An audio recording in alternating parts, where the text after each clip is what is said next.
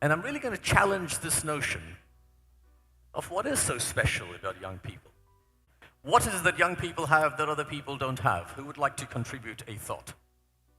Sir, keep going, stamina. Okay.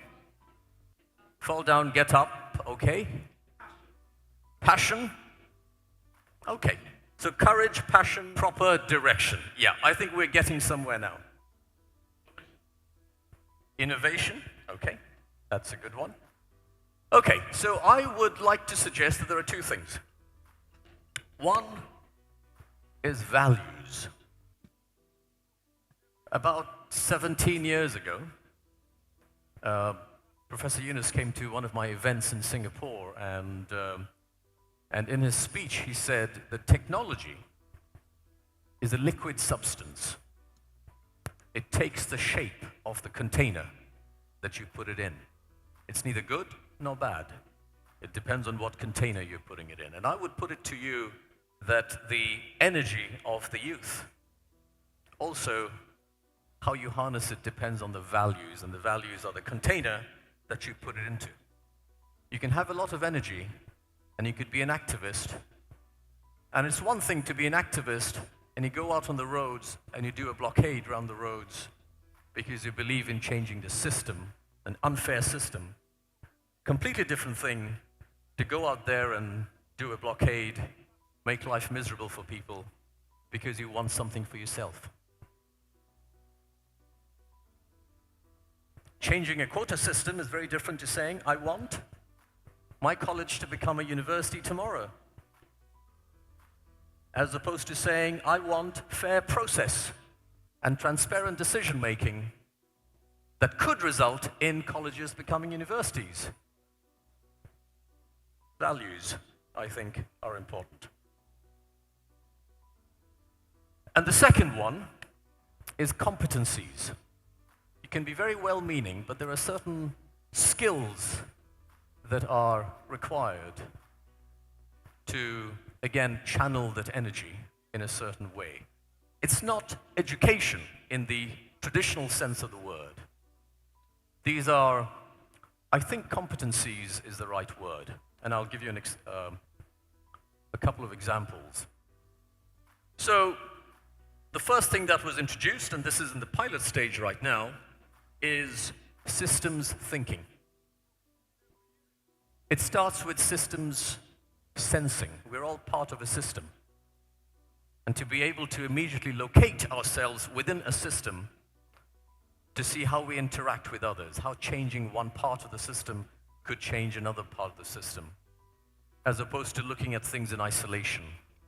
That is a discipline that I think the more we can train and put into the curriculum of school children, the better.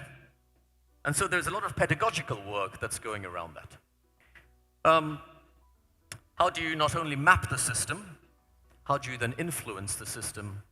How do you then lead the system without any authority, without any official authority? How do you do that? While we're talking about the system, the word that gets used a lot is an ecosystem. What does an ecosystem mean?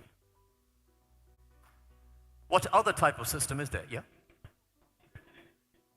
Interconnected relationships. Before ecosystem, we were used to the language of mechanical systems. And a mechanical system is a bicycle. If you imagine riding a bike, you pedal, there's the chain, and the wheels move. You hit the brakes, that cause the wheels to stop.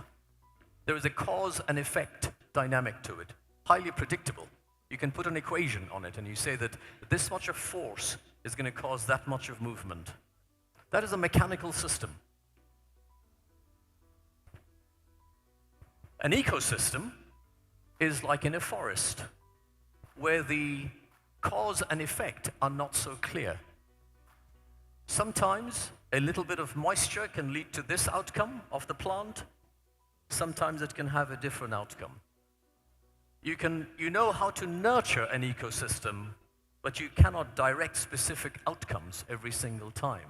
You cannot predict exactly what the fruit of a tree will be in an ecosystem. So managing an ecosystem, leading an ecosystem, is very different from managing and leading a mechanical system. But if you look at the way the organizations work, it is as though the world is a mechanical system. It's an org chart with the managing director and the deputy and then everyone else, and it's as though you issue a command and then it gets executed in a certain way. And then when it doesn't happen, you wonder why that is the case. And this is where I think young people genuinely have an edge over others. When you know how to think in distributed terms, horizontally, without hierarchy, without command and control, without who is senior, who is junior, without looking at who is inside your organization versus who's outside, you have coalitions between organizations, between country barriers, all sorts of collaboration channels. That is the hallmark of an ecosystem. But the management style in many of the certainly public sector organizations over here do not have that in mind. It's a mechanical, old school command and control structure. And I think the leadership that you will need when you're running ecosystems is very different to what you would need in a command and control system. And we are learning that the hard way in government right now. You need a lot more agility. Government is not known for agility. This is something that I think your style of thinking, your way of approaching and framing issues is very important. And just to jump to the end, I want to finish off with the reform agenda of this government. What I really want from young people is to keep the pressure on in terms of the outcomes that we need to deliver. Not in terms of this is the job of this ministry and that ministry, but if it's horizontally the business of all ministries together, what is the outcome? Who is delivering that? How do we make sure that the reforms take care of that? So systems thinking, and together with systems thinking, is design thinking. If you look at the reforms commissions that are now reporting back on what needs to change, they're all at the level of design. If you have a properly designed governance system, then you don't have to hope and pray that we have a good person running the government. Or at least that it won't be so easy for one person to hijack the instruments of government. Every so-called independent part of government ultimately requires approval of that one office holder. And irrespective of who is in that office, that is just bad design. So you've got to design things in a certain way. It is bad design for the prime minister of a country to be able to issue operational command to the police and tell them who to shoot and who not to. You need a barrier between the two. In some parts of the world, government sets the policy, but the operational command rests with the police, which then reports into a separate board of trustees. That's good design. Checks and balances, diffusion of power. You talk about 3 zeros. The 1 0, the zero concentration of wealth, to me it's a subset of concentration of power. All of the corruption that we have in this country come about because people have unlimited concentration of power. If you're a migrant worker working in one of the countries in the Middle East, and your work permit, and by the way, to get there, you had to, God knows, pay how much to get there, so you really need to make sure your job lasts long enough to be able to recoup the money. If your passport now needs to be renewed, and I'm the passport officer, and if I don't renew it, your work permit goes, and you have to go back to your country, I have an incredible amount of power in that moment.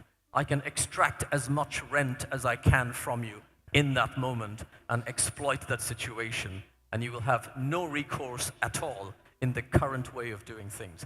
That is extreme concentration of power.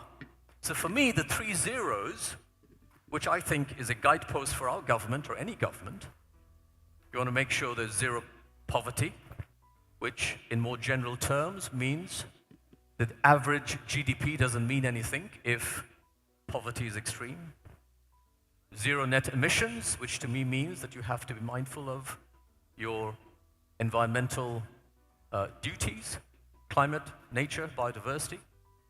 And then zero concentration, sure, of wealth, but really of power, which needs to be more diffused by design.